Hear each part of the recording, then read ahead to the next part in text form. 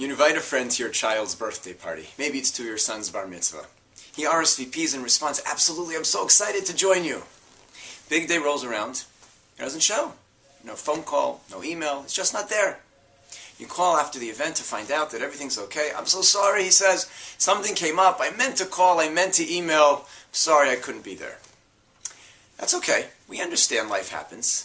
But a mental note is taken. Because if it happens again, if it becomes a pattern, he doesn't show up to a Shabbos lunch that he'd committed to being to, he doesn't come to a meeting that he agreed to take part in, something subtle yet very significant takes place in our minds. We suddenly lose complete confidence that he's a person who can be relied upon. That when he says something, that we know for sure it will happen.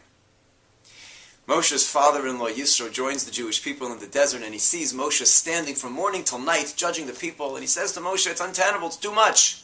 Why don't you appoint judges to help you?" And YISRO suggests to Moshe the qualifications that the judges should have. And amongst them he says, they should be Anshe Emes, which would literally translate as people of truth. An obvious necessity for a judge. But Rashi sees in that phrase something far more complex.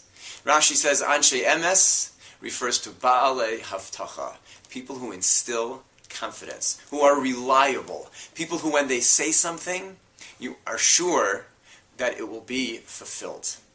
As the Maharal Miprag, the great 16th century luminary, explains in Rashi, one of the things a judge needs most is respect. And to have respect, you have to be a person who, when you say something, you do it. And therefore a judge, YISRO suggested to Moshe, has to have that quality that people have confidence in him, that people respect him, because when he says he'll do something, he'll do it. We all want for our children to respect us. We need for our children to respect us.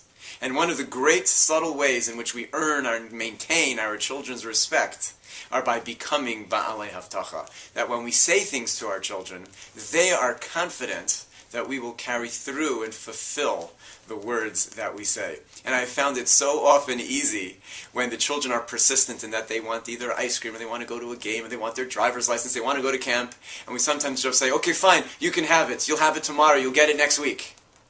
And then next week comes, and we don't have it for them because we never really fully intended on doing it.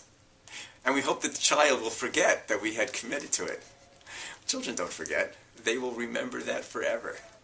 And what happens is in their minds, if it happens enough, they suddenly lose confidence that as we say things, we'll actually fulfill it. We'll carry through on the commitments that we make. And we owe it to our children to have the respect that we need and the respect that they must give us, that they should feel that confidence, be assured that we are reliable, that the commitments that we make, we keep, so that when we do make commitments and we can't keep them, which will inevitably happen in life, we are openly apologetic and we say, "I know that I committed to this, but for whatever reason, I can't do it right now.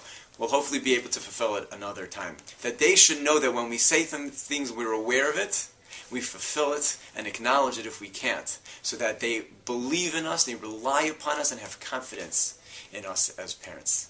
Good Shabbos.